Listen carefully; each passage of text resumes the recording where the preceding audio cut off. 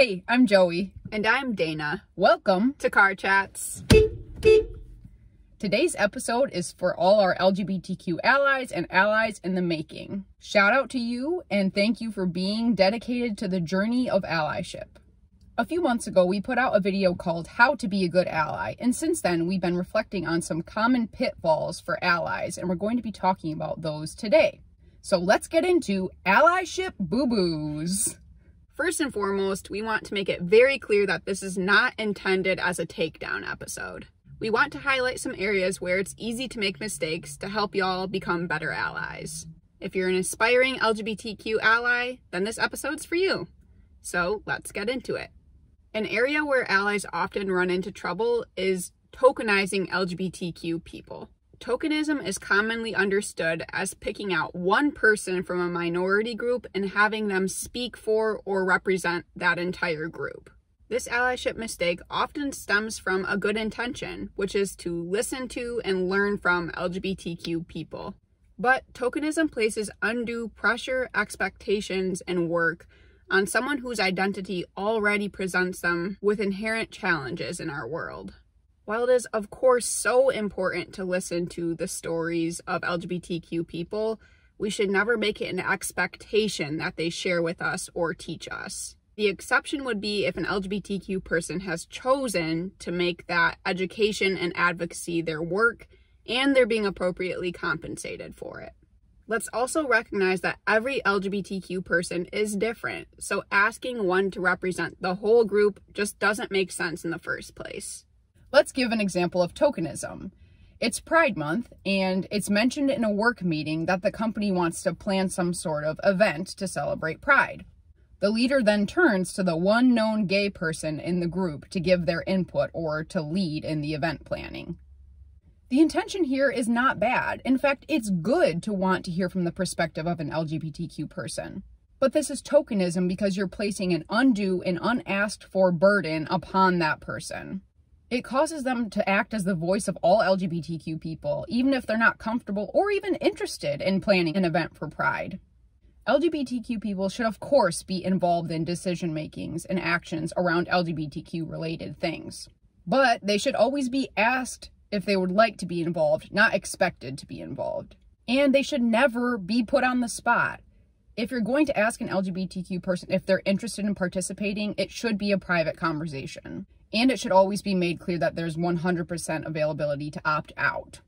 An example of a good allyship move in this scenario would be for the leader to have emailed the group beforehand and asked if anyone was interested in leading a Pride-related event. This gives everyone, including the LGBTQ person, a chance to speak up and say if they would like to be involved in planning. An offshoot of tokenism is elevating someone else's gender identity or sexuality. An example of this would be introducing or talking about someone as my bi friend. Anytime you view someone primarily through the lens of sexuality or gender identity, something has gone wrong. We are all complex, many-layered people, and we feel most loved and understood when people treat us that way. LGBTQ people generally want who they are and who they love to be normalized, not elevated. Now let's talk more specifically about allyship in the workplace. Being an LGBTQ person in the workplace can be challenging. Depending on where you work, you might be one of only a few LGBTQ people who are out at work. For myself, I've worked at a Christian organization for the past 5 years, and that has been a really interesting and at times stressful dynamic for me. I'm at a place in life where I'm completely comfortable being out at work, and I don't care if anyone knows at work that I am gay. But in my first few years working, I was still in the closet, and I was only out to a few trusted, close friends at work. And that dynamic placed a lot of undue stress on me as I tried to navigate who I could safely share with and who I could not in my workplace. To our allies, please know that the workplace is unique and therefore needs particular care. If you know that one of your coworkers is LGBTQ, please be aware that they may not be out or want to be out to everyone in their life yet. It's always best to take the LGBTQ person's lead. For instance, if you know through a private conversation with this coworker or through social media that they identify as LGBTQ, that doesn't mean that they want to be out to every other person at work yet. which means that you don't have permission to share with others yet unless they've explicitly given you permission to do so. It's always best to ask the LGBTQ person about their outness before sharing. Outing an LGBTQ person is always bad, but it can especially have harmful or negative or consequential impacts in the workplace. Now let's talk about the problem of the allyship competition. Who can be the best ally? This is a problematic tendency that allies can get caught up in. While it comes from a good place of wanting to be the best ally that you possibly can be, the issue is that you're elevating your perceived goodness over the actual on-the-ground work that you're doing to become the best ally possible. This can often look like showing off your allyship to those around you, and maybe even particularly to those in the LGBTQ community. The focus is wrongly centered on proving that you're a good ally instead of focusing on the hard journey of becoming a good ally. The reality is an LGBTQ person knows a good ally because of how that person treats them personally, as well as how they fight for the rights of LGBTQ people as a whole community. As an ally in any area of life, it's very important to check in with yourself about the motivations of your allyship.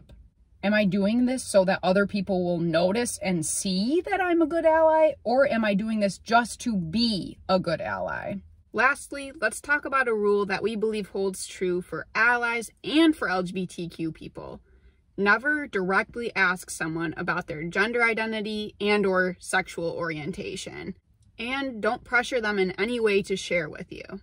This is something that Joey and I have talked about a lot and have come to the realization that asking someone directly about their sexual orientation or gender identity is inherently selfish. It forces the person that you're talking to either to lie or to share something that they may not be ready to share yet.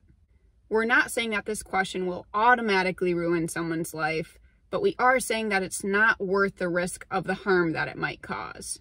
You don't need to know someone's sexuality or gender identity in order to create a safe space and relationship for them that they can share if and when they're ready to do so. For our allies, know that there are many ways you can make it clear to an LGBTQ person that you're a safe person to come out to without making it an awkward, uncomfortable, or on-the-spot conversation. If you are inclusive in your language, vocal about your solidarity and support with LGBTQ community, and maintain a posture of openness and love, don't worry, we see you. We understand that in some very specific instances, an LGBTQ person might have a large internal barrier that's preventing them from being able to come out, and a more direct question could be helpful. Nonetheless, we believe there's still a way to provide them with a safe space to share without having to ask them directly. For example, you could say, "It seems like you've been struggling lately. Do you want to talk about it?" Or, "You've seemed kind of down lately. I just want you to know that if you ever want to share, I'm here to listen and I want to support you however I can." To our allies and our allies in the making, we love you and we're grateful for you. Please know that we understand you will make mistakes just as we do. As gay and bi people, unfortunately, we weren't born with an inherent knowledge of how to be perfect allies to our own community. We're on the journey as well. If you're willing to approach allyship with a posture of grace, openness, and growth, you're on the right track. Each ally's relationship with an LGBTQ person is different, and therefore your allyship will be unique. If you are making yourself available to an LGBTQ person as a safe support, listening to understand their needs, and validating where they're at and who they are, keep it up. And on that note, let's go out and love our LGBTQ community well. See ya, everybody. Bye. No. Oops, nope. An example, oopsie, blah, blah. No. On the ground. Either, so it didn't work sense. It didn't make sense. Oh. Woo! Oh my word. We're okay. Oh my word. Whoo! Oh, right. It's too hot to get excited. I'm so sweaty. That's fine. We might need to turn the air on. I'm not even letting you give input. Okay. I need it on. That's fine. Okay. I don't care anymore. It's too hot to care about very much. Dana, too hot to care. Oh my word, we're almost there. Or are you putting your seatbelt on right now?